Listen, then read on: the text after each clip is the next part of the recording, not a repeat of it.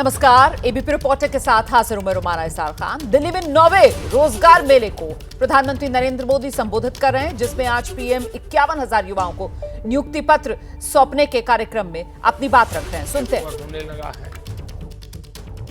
DBT के जरिए सरकारी योजनाओं का पैसा सीधे लोगों के अकाउंट में पहुंच रहा है। डीजी यात्रा से हमारा आना जाना आसान हुआ है, यानी टेक्नोलॉजी से करप्शन घटा है, क्रेडिबिलिटी बढ़ी है, कॉम्प्लेक्सिटी घटी है, कंफर्ट बढ़ा है। आपको इस दिशा में और ज्यादा से ज्यादा काम करना है। गरीबों की हर जरूरत, सरकार का हर काम टेक्नोलॉजी के जरिए कैसे और आसान होगा, आपको इस काम के लिए नए नए तरीके ढूंढने हैं, इनोवेटिव तरीके ढूंढने हैं और उसे आगे भी बढ़ाना होगा। साथियों, पिछले 9 वर्षों में हमारी पॉलिसीज ने बड़े से बड़ा लक्ष्य हासिल करने का रास्ता तैयार किया है।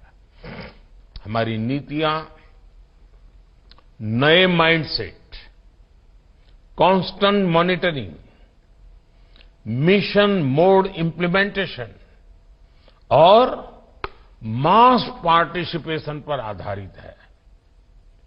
9 वर्षों में सरकार ने मिशन मोड पर नीतियों को लागू किया है। चाहे स्वच्छ भारत हो या जल जीवन मिशन, इन सभी योजनाओं में 100% सैचुरेशन के लक्ष्य पर काम किया जा रहा है। सरकार के हर स्तर पर स्कीम्स की मॉनिटरिंग हो रही है। खुद मैं भी प्रगति प्लेटफॉर्म के द्वारा प्रोजेक्ट्स की प्रोग्रेस पर नजर रखता हूं। इन प्रयासों के बीच केंद्र सरकार की योजनाओं को जमीन पर उतारने की सबसे बड़ी जिम्मेदारी आप सभी नवनियुक्त सरकारी कर्मचारियों पर है। जब आप जैसे लाखों युवा सरकारी सेवाओं से जुड़ते हैं तो नीतियों को लागू करने की स्पीड और स्केल भी बढ़ जाता है। इससे सरकार के बाहर भी रोजगार के अवसर तैयार होते हैं। साथ साथ कामकाज की नई व्यवस्था भी बनती है। साथियों, वैश्विक अर्थव्यवस्थाओं में मुश्किलों के बीच आज भारत की जीडीपी तेजी से बढ़ रही है। हमारे प्रोडक्शन और एक्सपोर्ट दोनों में बड़ी वृद्धि हुई है। देश आज अपने आधुनिक इंफ्रास्ट्रक्चर पर जितना निवेश कर रहा है, वो पहले कभी नहीं किया गया। आज देश में नए नए सेक्टर्स का विस्तार हो रहा है। आज renewable energy, organic farming, defence और पर्यटन समेत कई सेक्टरों में अभूतपूर्व तेजी दिख रही है। मोबाइल फोन से एयरक्राफ्ट कैरियर तक, कोरोना वैक्सीन से फाइटर जेट्स तक, भारत के आत्मनिर्भर अभियान की ताकत सबके सामने है। ऐसा माना जा रहा है कि 2025 तक अकेले भारत की स्पेस इकोनॉमी ही 60,000 करोड़ से बड़ी हो जाएगी। यानी आज देश के युवाओं के लिए लगातार नए नए अवसर बन रहे हैं, रोजगार की नई संभावनाएं बन रही है। साथियों, आजादी के अमृतकाल में अगले 25 साल जितने अहम है, उतना ही आपका अगले 25 साल का कैरियर अहम है। आपको टीम वर्क को सर्वोच्च प्राथमिकता देनी है। आपने देखा है, इसी महीने इस देश में G20 बैठकों का सफल आयोजन पूरा हुआ है। दिल्ली समेत देश के 60 शहरों में 200 से ज्यादा बैठकें आयोजित की गई। इस दौरान विदेशी मेहमानों ने हमारे देश की विविधता के रंग देखे। G20 हमारी परंपरा, संकल्प और आतिथ्य भावना का आयोजन बना। G20 समिट की सफलता भी पब्लिक और प्राइवेट सेक्टर के अलग अलग विभागों की सफलता है। सभी ने इस आयोजन के लिए एक टीम के रूप में काम किया। मुझे खुशी है कि आज आप भी सरकारी कर्मचारियों की टीम इंडिया का हिस्सा बनने जा रहे हैं। साथियों, आप सभी को देश की विकास यात्रा में सरकार के साथ सीधे जुड़कर काम करने का अवसर मिला है। मेरा आपसे आग्रह है कि यात्रा में आप सीखते रहने की अपनी आदत को बनाए रखिए। Online learning portal iGOT Karmayogi के द्वारा आप अपनी पसंद के कोर्सेज से जुड़ सकते हैं। मैं चाहता हूं कि आप सभी इस सुविधा का लाभ उठाएं। एक बार फिर मैं आप सबको बहुत बहुत बधाई देता हूं।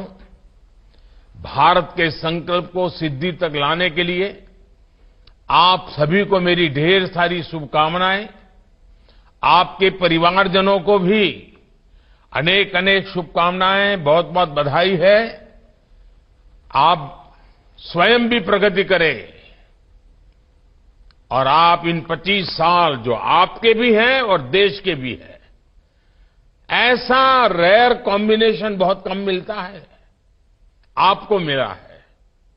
आइए साथियों, संकल्प लेकर के चल पड़े, देश के लिए जीकर दिखाएं, देश के लिए कुछ करके दिखाएं। बहुत बहुत शुभकामनाएं, बहुत बहुत धन्यवाद। तो 9वें रोजगार मेले में प्रधानमंत्री नरेंद्र मोदी का संबोधन आप सुन रहे थे। ये आने वाले 25 साल, अमृतकाल के ये 25 साल, और ऐसे में इन 25 सालों में मिलकर देश को 2047 तक विकसित बनाना है, विकसित भारत के सपने को साकार करना है। यही मंत्र 9वें रोजगार मेले में देते हुए प्रधानमंत्री नरेंद्र मोदी को आपने सुना। और आइए अब आगे बढ़ते हैं फटाफट अंदाज में खबरों के साथ। दिल्ली में 9वें रोजगार मेले का आयोजन। प्रधानमंत्री मोदी ने 51,000 युवाओं को सौंपे नियुक्ति पत्र। कहा 2047 तक भारत को बनाना है विकसित राष्ट्र। प्रधानमंत्री मोदी का आज से 2 दिन का गुजरात दौरा। कई जगहों पर नारी शक्ति वंदन कार्यक्रम में हिस्सा लेंगे। बोडोली में भी कई कार्यक्रमों में हिस्सा लेंगे। बीजेपी की मध्य प्रदेश विधानसभा चुनाव के लिए दूसरी लिस्ट जारी। 39 नामों पर मोहर लगी। केंद्रीय मंत्री नरेंद्र सिंह तोमर, प्रहलाद पटेल, फग्गन सिंह कुलस्ते भी विधानसभा चुनाव लड़ेंगे।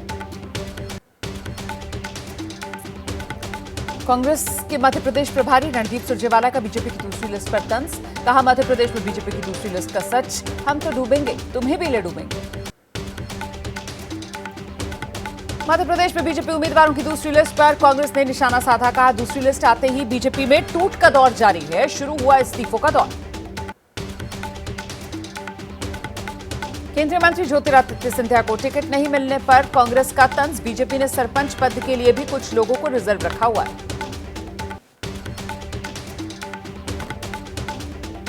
मध्य प्रदेश के नरसिंहपुर में देर रात बीजेपी कार्यकर्ताओं ने जश्न मनाया। केंद्रीय मंत्री प्रहलाद पटेल को नरसिंहपुर विधानसभा सीट से उम्मीदवार बनाए जाने पर कार्यकर्ताओं में खुशी। कल से मध्य प्रदेश में चुनाव प्रचार अभियान की शुरुआत करेंगे अखिलेश यादव। 2 दिन के मध्य प्रदेश दौरे पर रहेंगे अखिलेश। रीवा के सिरमौर में करेंगे रैली। असदुद्दीन ओवैसी का चुनावी प्लान। एआईएमआईएम राजस्थान में कांग्रेस के खिलाफ चुनाव लड़ेगी। ओवैसी उतारेंगे अपनी पार्टी के प्रत्याशी।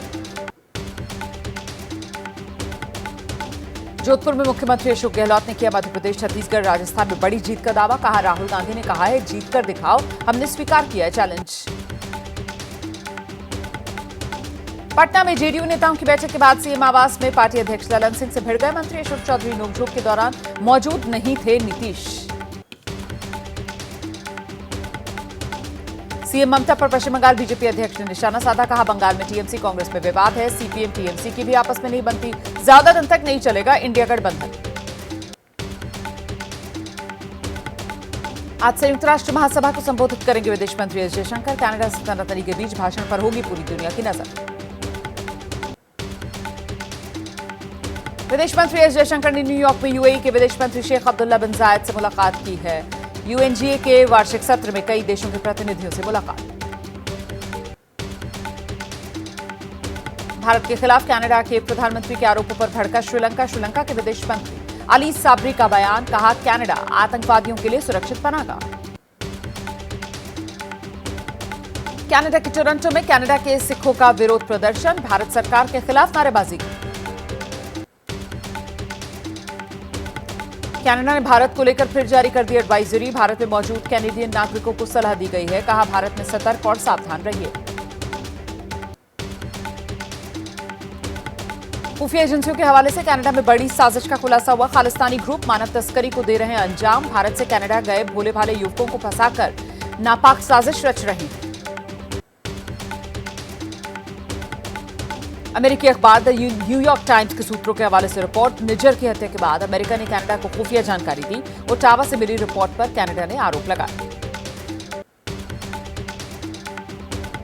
आतंकी गुरपतवंत सिंह पन्नू का कई देश बनाने का मंसूबा है। दिल्ली पुलिस के नए डॉजियर में खुलासा हुआ। दिल्ली, पंजाब सहित 5 राज्यों में 16 केसेस दर्ज किए गए। धार्मिक आधार पर भारत को बांटकर कई देश बनाना चाहता है आतंकी। मुसलमानों को बहकाकर बनाना चाहता है डेमोक्रेटिक रिपब्लिक ऑफ उर्दुस्तान। दिल्ली में 13वां इंडो पैसिफिक सेना प्रमुख सम्मेलन। हिंद प्रशांत क्षेत्र के 35 सेना प्रमुख ले रहे हिस्सा। इंडियन और अमेरिकन आर्मी कर रही मेजबानी। दिल्ली में 13वें इंडो पैसिफिक सेना प्रमुख सम्मेलन में कनाडा के उप सेना प्रमुख भी आर्मी चीफ्स कॉन्फ्रेंस में लेंगे हिस्सा। कर्नाटक और तमिलनाडु के बीच कावेरी जल विवाद पर घमासान है। बेंगलुरु बंद के ऐलान के चलते पसरा सन्नाटा। एहतियातन जगह जगह पुलिस मुस्तैद है। पूरे शहर में धारा 144 लागू। बेंगलुरु बंद पर डीसीपी का बयान। कहा, बंद के दौरान किसी भी तरह के विरोध या जुलूस की इजाजत नहीं। कावेरी जल विवाद को लेकर आज बेंगलुरु बंद। किसान संघ के सदस्यों ने जगह जगह प्रदर्शन कर विरोध जताया।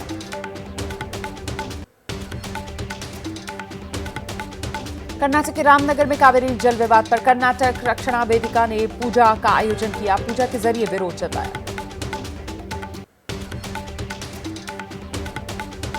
कावेरी मामले को लेकर पूर्व प्रधानमंत्री एचडी देवेगौड़ा ने पीएम मोदी से अपील की है। चिट्ठी लिखकर कहा है, केंद्र दायर करे समीक्षा याचिका। फसल की हालत जानने के लिए कर्नाटक भेजे एक्सपर्ट कमेटी। ज्ञानवापी मामले में आज होगी सुप्रीम कोर्ट में सुनवाई। मस्जिद पक्ष की याचिका पर होगी सुनवाई। 5 हिंदू महिलाओं की याचिका को सुनवाई योग्य करार दिए जाने का विरोध। बिहार के बाहुबली नेता आनंद मोहन की रिहाई के खिलाफ याचिका पर सुप्रीम कोर्ट में सुनवाई। सुप्रीम कोर्ट ने बिहार सरकार से मामले से जुड़े रिकॉर्ड मांगे। कनाडा के खालिस्तानी ग्रुप पर खुफिया एजेंसीज के हवाले से एक बड़ी खबर है। कनाडा में खालिस्तानी ग्रुप मानव तस्करी करता है। सूत्र ये जानकारी दे रहे हैं, पंजाब के ज्यादातर युवा कनाडा में बसना चाहते हैं, लेकिन किसी किसी को सिलेक्टिव कनाडा वीजा मिलना संभव नहीं है और इसी का फायदा निज्जर, मुनिंदर सिंह बवाल, परमिंदर पंगली, भगत सिंह बराड़ जैसे आतंकवादी जो हैं ये उठाते रहे। जरूरतमंद नौजवानों का फायदा उठाते रहे। जरूरतमंद नौजवानों का इस्तेमाल कर खालिस्तानी आतंकी कनाडा की जमीन से अपना एजेंडा चलाते रहे हैं। सीधे रुक करते हैं, हमारे साथ हमारे सहयोगी मनोज वर्मा इस वक्त मौजूद है। मनोज, किस तरीके से ये आतंक का जाल जो फैलाया जा रहा था ह्यूमन ट्रैफिकिंग के जरिए, इसका खुलासा हुआ है? जरा विस्तार से जानकारी दीजिए दर्शकों को। जी बिल्कुल, देखिए लगातार जो एजेंसीज़ हैं वो इस पर काम कर रही हैं और भारतीय खुफिया एजेंसी से जो जानकारी मिली है उसके मुताबिक जो पंजाब के जो युवा हैं जो कनाडा पहुंच जाते हैं, वहां पर पढ़ाई करते हैं, उसके बाद उनको नौकरी नहीं मिलती है तो उनको नौकरी दिलवाने के बहाने उनको अपने खालिस्तानी ग्रुप में शामिल कर लेते हैं और भारत के खिलाफ अपने एजेंडे को वो चलाते हैं।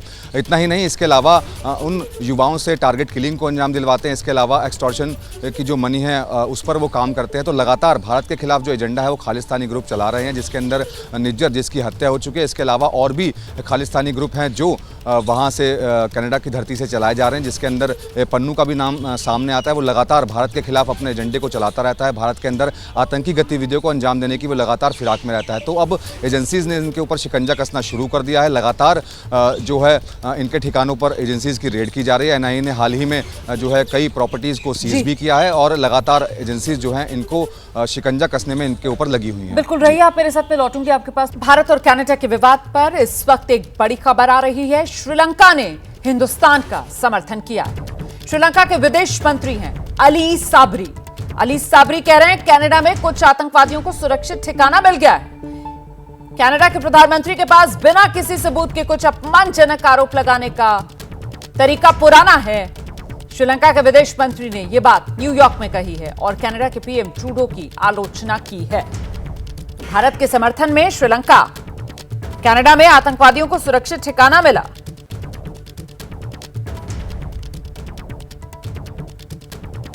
Some of the terrorists have found safe haven in Canada.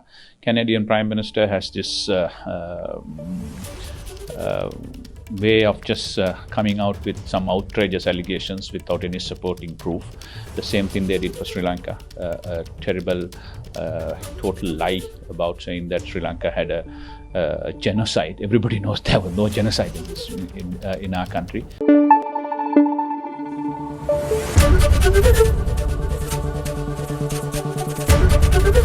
ABP news आपको रखे आगे।